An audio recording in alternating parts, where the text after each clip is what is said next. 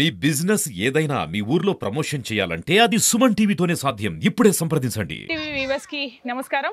మనం ఇప్పుడు ఎంపీ అరవింద్ గారి ఇంటి బయట ఉన్నాం. సార్ని కలవడానికి వచ్చాం. ఇక్కడ భారీ సంఖ్యలో మనకి కార్యకర్తలు ఉన్నారు. సార్ని గ్రీట్ చేయడానికి వచ్చారు. మనం కూడా సార్ని కలిసి విష్ చేద్దాం అండ్ తన ముందు ప్రణాళికలు ఏంటో మనం తెలుసుకోవడానికి ప్రయత్నిద్దాం. బట్ వీలుంటే ఒకసారి చూద్దాం సార్ని కలవడానికి.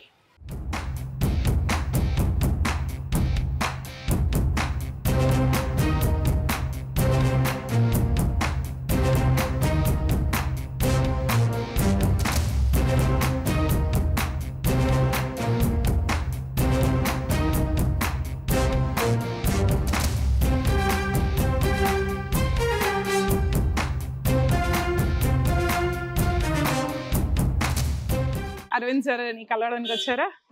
సో ఎలా అనిపిస్తుంది సార్ విక్టరీ? చాలా సంతోషంగా ఉంది. సిన్స్ 3 months మేమందరం ఒక టీమ్ వర్క్ చేసినాము సార్ గెలవడానికి. మా అందరు ఎఫర్ట్స్ ఇవాళ ఫలించినాయి. 1,00,000 పైన భారీ మెజారిటీతో అరవింద్ గారు మళ్ళా రెండవసారి పార్లమెంట్ సభ్యునిగా అడుగు పెట్టబోతున్నారు. ఇది చాలా సంతోషమైన విషయం. ఓకే, మినిస్ట్రీ ఏమైనా ఎక్స్పెక్ట్ చేస్తున్నారా? డెఫినెట్ వస్తుందని ఎక్స్పెక్ట్ చేస్తున్నాం. తప్పలేదు, వస్తుంది. సో అంటే మీరు ఎలక్షన్ కి ముందు, ఎలక్షన్ టైంలో, ఎలక్షన్ తర్వాత ఎట్లాంటి ఫీలింగ్ ఉండే? అంటే మనం ఎఫర్ట్ పెడతాం, మాకు చాలా నమ్మకం ఉండే సార్ డెఫినెట్ గా గెలుస్తారని. అండ్ దట్టు 1,00,000 పైన మెజారిటీ వస్తుందని కూడా మేము ఎక్స్పెక్ట్ చేసినాము. అదే ధీమాతో పని చేసినాము. సార్ కూడా వెరీ కాన్ఫిడెంట్ గా 1,00,000 పైన మెజారిటీతో మేము వస్తామని కూడా చెప్పడం జరిగింది. బికాస్ సార్ చేసిన పనితనం అట్లా ఉంది. రైతులకి ఆల్రెడీ పసుపు బోర్డు కమిట్మెంట్ తీసుకొచ్చిండ్రు, గెజెట్ వచ్చింది. అండ్ ఇక్కడ రైల్వే ఓవర్ బ్రిడ్జ్లు అన్ని కూడా అయిపోయినాయి, కంప్లీట్ అయ్యాయి. సో డెఫినెట్ గా మేమైతే అనుకున్నది సార్ సాధించిండ్రు. ఓకే, సో ఏమైనా ఫ్యూచర్ లో ఇవి చేయాలి అనేసి ఏమైనా డిస్కషన్ జరిగిందా? Sir already personal manifesto release చేసిండ్రు. అందులో ఎంప్లాయ్మెంట్, ఇండస్ట్రీస్ గురించి, షుగర్ ఫ్యాక్టరీ గురించి అండ్ ఎయిర్పోర్ట్ గురించి, జక్రాన్పల్లి ఎయిర్పోర్ట్ చాలా స్పీడప్ చేయడానికి సార్ కొన్ని పెట్టుకున్నారు. డెఫినెట్ గా అవి చేస్తారు. Hope so bad. Good, thank you. మనం ఇప్పుడు ఎంపీ అరవింద్ గారి నివాసంలో ఉన్నాం. ఇక్కడ విజయ వాతావరణం ఫుల్ గా ఉంది. సార్ అక్కడ నుంచి కాన్వాయ్ తో ఇప్పుడే వచ్చారు. వాళ్ళని అభినందించడం జరిగింది. మనతో ఇప్పుడు వాళ్ళ ఫ్లోర్ కార్యకర్తలు ఉన్నారు, మనం మాట్లాడదాం. జై శ్రీరామ్ అండి. జై శ్రీరామ్. సో ఎలా ఫీల్ అవుతున్నారు అరవింద్ అన్న గెలుపుని? చాలా హ్యాపీగా ఉంది. నిజంగా కాపాడుకున్నాం కదా. సో మీరు పెట్టిన ఎఫర్ట్ అంతా కరెక్ట్ అయిపోయిందా? దానికి రిజల్ట్ వచ్చిందా? చాలా మంచి రిజల్ట్ వచ్చింది.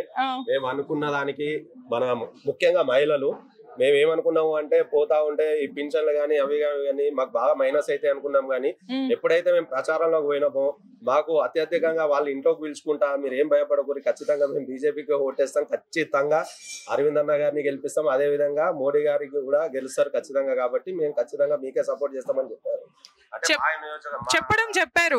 మోదీ గారి హవా ఉందని తెలుసు, కానీ రిజల్ట్ లాస్ట్ ఓట్ కౌంట్ వరకు అంటే మనకి ఫస్ట్ నుంచి లీడింగ్ లో ఉన్నారు అన్న, అది ఓకే. బట్ ఒక్కొక్క ఓట్ కి మనకి తేడా తెలుస్తుంది.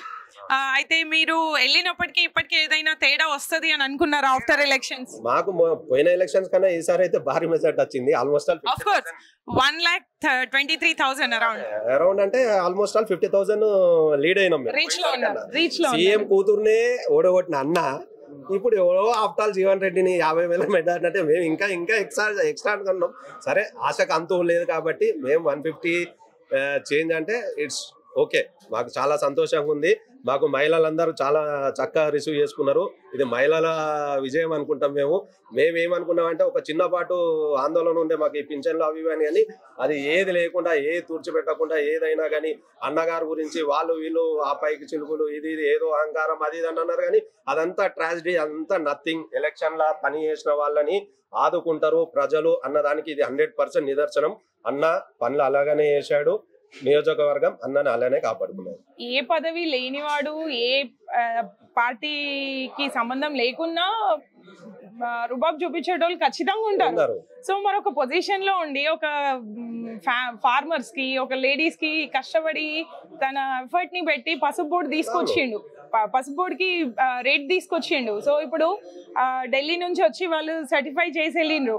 రేట్ ని ఇంత పెంచినందుకు ఆ ఎఫెక్ట్ ఎంతవరకు రిజల్ట్ మీద ఉందంటారు? అది కూడా 100% ఉంది. ప్రతి రైతు అన్నగారు వెనకాలనే ఉన్నారు. ఎస్పెషల్లీ మన పసుపు రైతు మాత్రం అన్నకు వెన్నంటే ఉన్నారు. ఎందుకంటే మోడీ గారే సొంతగా తన వాక్యాలతోటి ఖచ్చితంగా పసుపు బోర్డు ఏర్పాటు చేస్తామని చెప్పారు కాబట్టి అది బాగా ఎఫెక్ట్ చూపెట్టింది.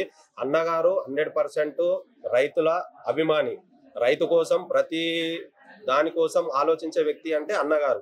అందరు ఏమనుకుంటారంటే ఈయన పాష అది అని చెప్పేసి రైతుల గురించి ఏం తెలుస్తారు అనుకుంటారు, కానీ అన్నకు తెలిసినంత రైతుల గురించి ఎవరికి తెలియదు. నాకు తెలిసి ప్రెసెంట్ రాజకీయ నాయకులలో మా దగ్గర మేము చూసిన నాయకులలో అన్నగారికి తెలిసినంత రైతుల గురించి ఎవరికి తెలియదు. ఎంతమంది ఉన్నారు రైతులు? చాలా ఉన్నారు. Okay, good good. సో మనకి ఇంకా ముందు వచ్చే సీజన్ లో ఈ 5 years లో మనకి ఇంకా సపోర్ట్ దొరుకుతుందని ఆశిద్దాం. చాలా నమ్మకం ఉన్నది. అన్నగారు రైతుల గురించి ఇంకా స్టెప్ బై స్టెప్, ఇప్పుడు పసుపు పొడే కాకుండా ఇప్పుడు మద్దతు ధరలే కానీ ఏదే కానీ దాని గురించి ప్రతి అంటే పసుపు గురించే కాకుండా ప్యాడీ కానీ ప్రతి ఏ పంట పండినా కానీ దాని గురించి ఇప్పుడు షుగర్ కేన్ ఉంది, అన్నగారు ఖచ్చితంగా చెప్పారు. ఫ్యాక్టరీ గురించి అది ఖచ్చితంగా నెరవేరుస్తాడు. అది 100% నమ్మకం ఉన్నది.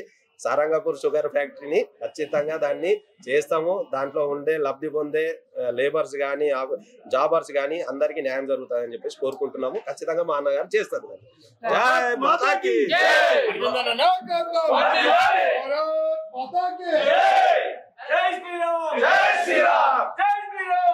శ్రీరామ్.